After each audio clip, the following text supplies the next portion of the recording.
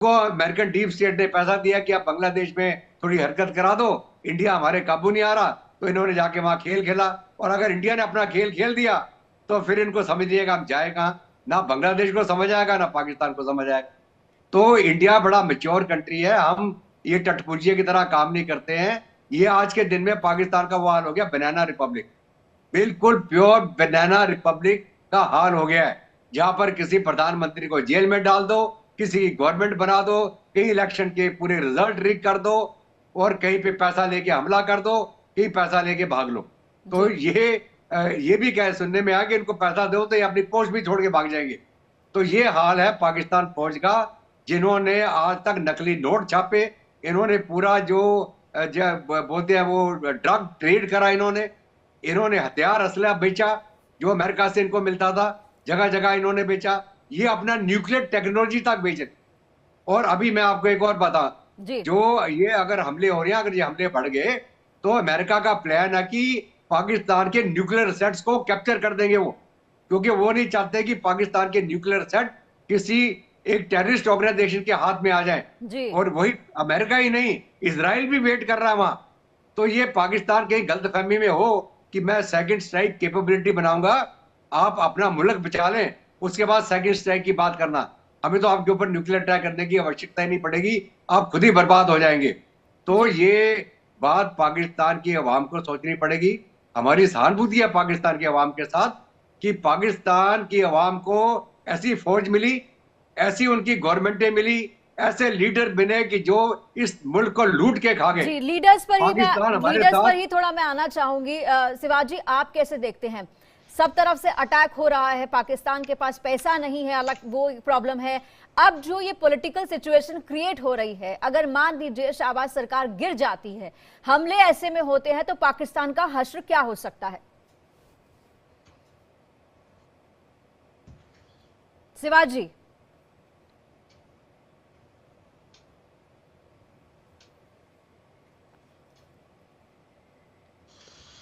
कसवर जी, आप कैसे देखते हैं सिचुएशन को? हाँ जी जी हाँ जी, हाँ, आप। मेरे को भी आगे पूछा, मैं जी जी जी बताता हूँ। जी जी, प्लीज प्लीज। देखो पूजा, सच्चाई ये है, पहले तो आप मजीद ब्रिगेड के बारे में पूछे, मैं चंद एक बातें उसके बारे में बताना चाहूंगा। ये 2011 में बनी थी। जी ये मजीद ब्रदर दो थे, और ये एक प्रकार से स्पेशल फोर्सेस तो है, ये गुरिल्ला वारफेयर के अंदर माहिर है, और इनके पास एक्सप्लोसिव हर टाइप के हैं। और ये क्या करते हैं, हिट एंड रन करके, और ये इन्होंने जितने भी हमले किए हैं, चाहे कराची पोर्ट पे किए हैं, बहुत पुख्ते हैं। मतलब मजीद ब्रिगेड का नाम सुन के लोग कांपते हैं, जिस प्रकार से बलूचिस्तान की ये ब्रिगेड काम कर रही है।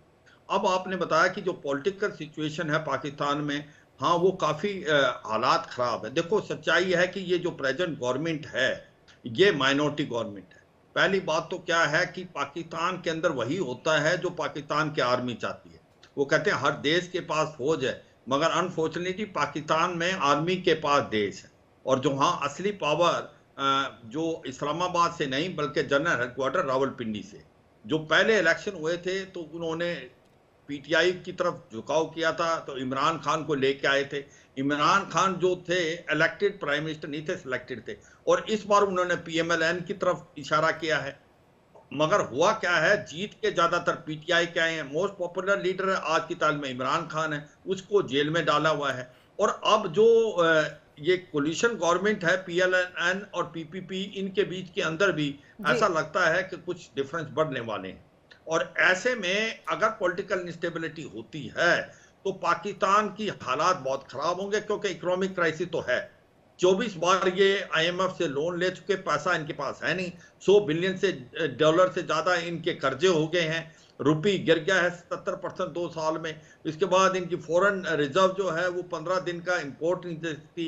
एक्सपोर्ट बिल्कुल खत्म हो गए हैं, इन्वेस्टमेंट आ नहीं रही, और इंपोर्ट बढ़ते जा रहे हैं। और ऊपर से अगर पॉलिटिकल इंस्टेबिलिटी आ जाती है, और इमरान खान की पार्टी जो है जिस प्रकार से वो कह रही है हम सड़कों पे आएंगे और नो कॉन्फिडेंस मूवमेंट लाएंगे, तो मुझे लगता है कि ये एक सिविल वॉर की तरफ सिचुएशन जा रही है, अनटिल अनलेस कि पाकिस्तान की आर्मी टेक ओवर करे। क्योंकि जो हालात पैदा हो रहे हैं, जो इंटरनल सिचुएशन खराब हो रही है, ये रोक नहीं पा रहे ना बीएलए को ना टीटीपी को, और ऊपर से प्रॉब्लम आ गई इनकी अफगानिस्तान के साथ, जो तालिबान के साथ। मुझे लगता है अगर सिविल वार होता है तो पाकिस्तान के 4 हिस्से होंगे।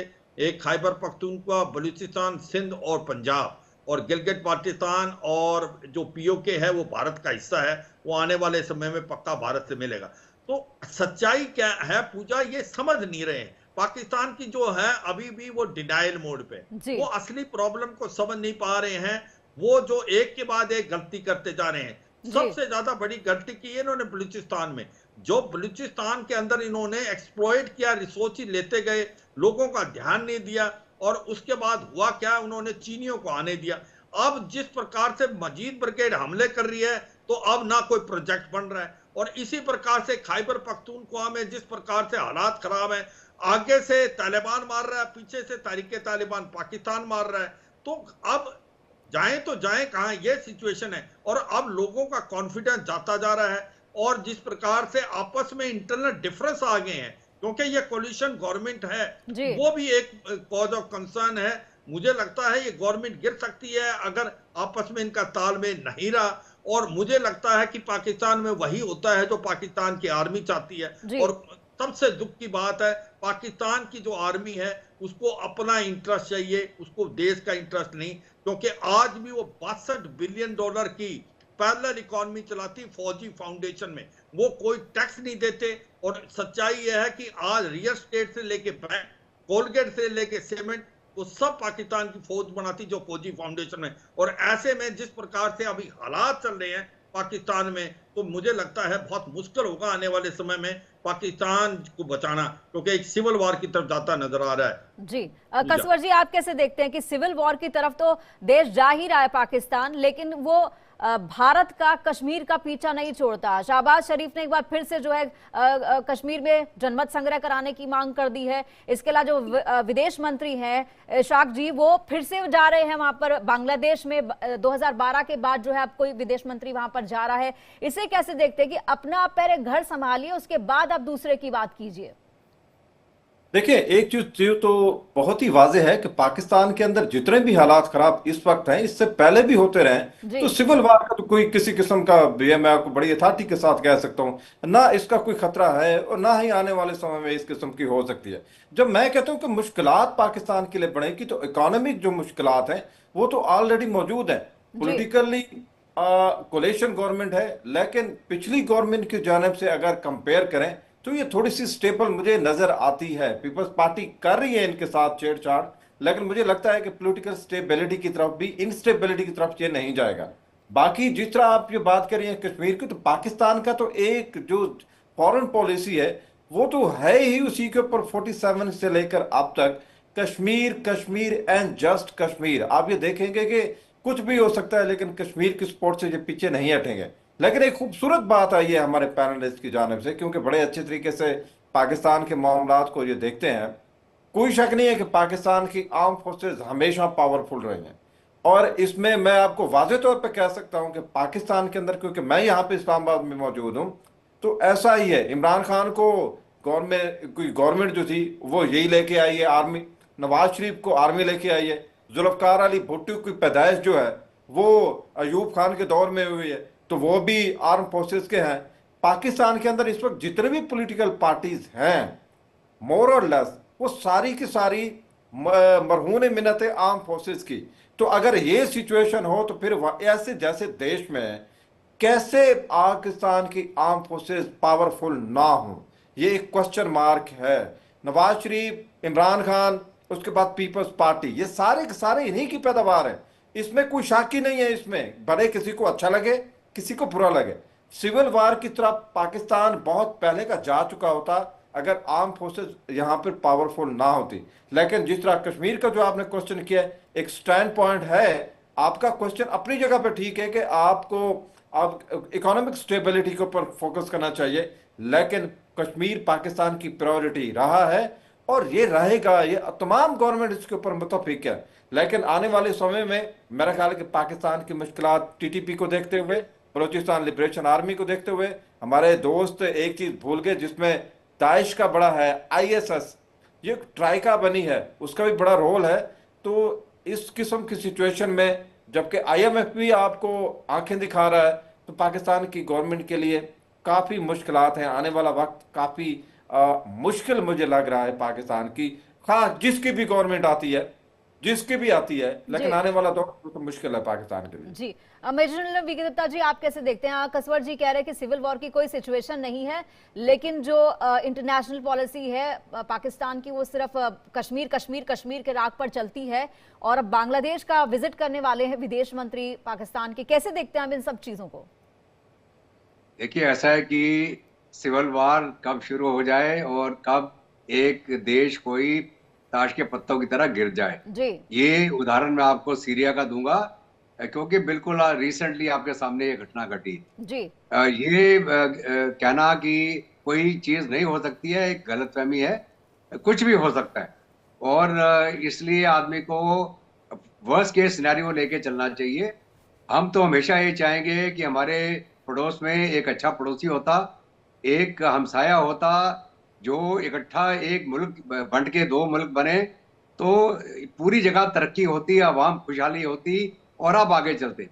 उसके बिनस्पत पाकिस्तान लगातार हथियार बंदी करता रहा, फौज को बढ़ावा देता रहा और कश्मीर का मुद्दा जापता रहा। वो अभी चलो पाकिस्तान की फौज को एक और बहाना मिल गया है कि भारत से तो खतरा था ही, अभी उनको अफगानिस्तान से भी खतरा हो गया, बलूचिस्तान से भी हो गया, हो सकता है ईरान से भी हो जाए, हो सकता है अभी इसराइल की कोई कार्रवाई कर जाए।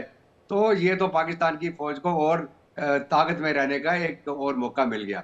अभी जहां तक इनका फॉरेन मिनिस्टर का बांग्लादेश जाने का सवाल है, 5 फरवरी के आसपास शायद वो जाएंगे। जी अभी वो जाके क्या बातचीत करेंगे, क्या देने जाएंगे और क्या लेने जाएंगे, मतलब वही मैं आपको पहले भी बता रहा था कि जी पाकिस्तान कहीं भी उस ऐसे जगह नहीं जाता जहां उनको कोई फायदा ना दिखता हो, कोई पैसा ना मिलने वाला हो। और जब कोई पाकिस्तानी ऐसे मुल्क में जा रहा हो जहां खुद ही भूखा नंगा है, तो वो क्या करने जा रहा है? वो जाने की वजह है कि उसको किसी ने पैसे दिए हैं, भैया जा कुछ करवा के आ। और क्यों करवा के आ, इसका मैं एक उदाहरण दूंगा आपको। जी जी अमेरिका के अंदर जो बाइडेन की सरकार जॉर्ज सोरोस को अमेरिका का सर्वोच्च नागरिक सम्मान देने वाली है। जी जी आप जी पूछो साहब, जॉर्ज सोरोस को किस बात का आप अवार्ड देने वाले हैं? वो भी जो बाइडेन। और ट्रंप ने क्या बोला था कि जो डीप स्टेट है अमेरिका का, मैं जिस दिन ताकत में आऊंगा इनका मैं जड़ें काट दूंगा। तो वो जड़ें कटने से पहले वो उसको एक अवार्ड देना चाहते हैं, भाई तूने बड़ा अच्छा काम किया, तूने अमेरिका का डीप स्टेट के लिए बहुत जंगें लड़वाई, बहुत सारी गवर्नमेंटें गिराई, और इसलिए भैया तू हमसे अवार्ड ले ले। तो मेरा कहने का मतलब ये है कि अगर पाकिस्तान का फॉरेन मिनिस्टर वहां जा रहा है, कहाँ, बांग्लादेश, अभी उसको जूनस को ये नहीं मालूम कि अगले महीने तक वो रहेगा कि नहीं, क्योंकि जो वहां के स्टूडेंट लीडर हैं उन्होंने एक अल्टीमेटम दे रखा है कि तुम कॉन्स्टिट्यूशन को बदली करो। और आपको मालूम होना चाहिए, अगर कोई देश अपना कॉन्स्टिट्यूशन बिना इलेक्टेड गवर्नमेंट के माध्यम से करता है तो वो देश जी के ऊपर सैंक्शन लग जाती है इंटरनेशनल। तो क्या बांग्लादेश की आर्मी चाहेगी कि बांग्लादेश के ऊपर सैंक्शन लग जाए और वो भी उसके लपेटे में आ जाए? तो ये सुनने में आया कि बांग्लादेश खुद अब बांग्लादेश छोड़ के भागेगा जिस दिन ट्रंप आ गया वहां कुर्सी में, और ट्रंप इसकी चाबी लगाएगा। फिर डीप स्टेट का तो पहले उसने इलाज सोच रखा है। और एलोन मस्क ने एक कमेंट किया है जो बाइडेन के ऊपर जी कि जी वो कहता है बड़ा हदप्रद है कि एक लाफेबल कि आप जॉर्ज सोरोस को एक अवार्ड देने वाले हैं। तो मेरा कहने का मतलब यह है कि पाकिस्तान को सोच के चलना चाहिए, कब तक ये कठपुतली बन के रहेंगे? क्यों नहीं अपने पैरों पे खड़े होते, अपने अवाम की भलाई देखते? एक जेन्युइन इलेक्टेड गवर्नमेंट जो अवाम चुने, अपना लीडर चुने, उसके माध्यम से आप अपना मुल्क चलाएं। और फौज को बोले भैया बैरक में चले जाओ, अपना काम करो। फौजी जब कोई जंग लड़ेगी तो जाना,